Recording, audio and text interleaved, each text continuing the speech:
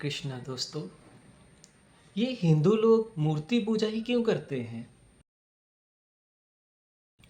यही सवाल था स्वामी प्रेमानंद जी के सामने, और यही सवाल था स्वामी विवेकानंद जी के सामने जब एक बड़े राजा ने स्वामी से कहा कि आप हिंदू लोग मूर्ति पूजा क्यों करते हैं। आप भी इस सवाल के लिए काफ़ी उत्सुक होंगे। चलिए जानते हैं। जय श्री कृष्ण दोस्तों।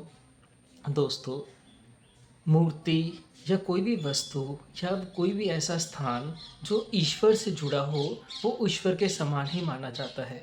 जैसे भगवान श्री कृष्ण भगवत गीता में कहते हैं, यो यो याम्यम तनु भक्त चर्दय चितुमिच्छति तस्य तस्लाम शरदाम ताम में विद्यामहम। अर्थात जो जो भक्त मेरी जैसी पूजा करता है, जो जो भक्त मुझे जैसा चाहता है, वह उसी उसी गति को प्राप्त होता है। अर्थात अगर हम ईश्वर को पत्थर में देखते हैं, अगर हम ईश्वर को वृक्ष में देखते हैं, तो ईश्वर स्वयं वहाँ प्रकट हो जाते हैं। इसी के साथ एक बड़ी ही रोचक कहानी है जो आपको ज़रूर सुननी चाहिए। एक बार की बात है, स्वामी विवेकानंद जी कई बार जा रहे थे और उसको एक बड़े राजा ने आमंत्रित किया। उनसे पूछा गया कि आप हिंदू लोग हमेशा मूर्तियों की पूजा ही क्यों करते हैं? ईश्वर तो सर्वव्यापी है, अनंत है, उसके लिए तो कोई स्थान का महत्व ही नहीं है। इस पर स्वामी विवेकानंद जी ने कहा कि मुझको आपके पिता की तस्वीर चाहिए, और उन्होंने उस तस्वीर को मंगवाया और उनसे कहा कि इस पर थूक दीजिए। तो राजा ने बड़े ही भौचक के तरीके से कहा कि ऐसा कैसे हो सकता है, ये तो मेरे पिता हैं। तो उस पर स्वामी विवेकानंद जी ने कहा, बिल्कुल ऐसे ही जब सर्वव्यापी अनंत ईश्वर को हम देखना चाहते हैं, उसे अपने पास महसूस करना चाहते हैं, तो हम कोई ना कोई वस्तु या फिर कोई ना कोई तस्वीर को एक माध्यम बनाते हैं। मूर्ति या पत्थर ईश्वर नहीं है, लेकिन उसके माध्यम से ईश्वर के साथ जुड़ा जा सकता है।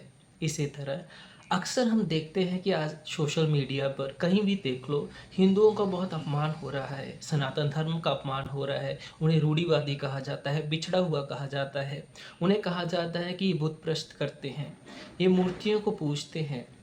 कहीं ना कहीं उनके तर्क आज के भारत में, आज की 21वीं सदी में सत्य भी प्रमाणित होते हैं, क्योंकि हम देखते हैं कि हमारी गंगा, यमुना, सारी नदियाँ की क्या हालत है। हम देखते हैं कि जो हमारे भगवान होते हैं, जिन्हें एक दिन हम बड़ी श्रद्धा से पूजते हैं और दूसरे दिन वही नदियों के किनारे गिरे हुए पड़े हुए मिलते हैं। इसमें कसूर तो हमारा ही है। परंतु फिर भी हमें यह समझ लेना चाहिए कि जब हमसे कोई पूछे कि आप मूर्तियों की पूजा क्यों करते हैं, तो हमें उसका उत्तर बड़े ही सम्मान, गौरव और आत्मविश्वास के साथ देना चाहिए कि हम मूर्तियों की पूजा नहीं करते। हम उस मूर्ति में व्याप्त सर्वव्यापी ईश्वर अनंत परमात्मा की पूजा करते हैं।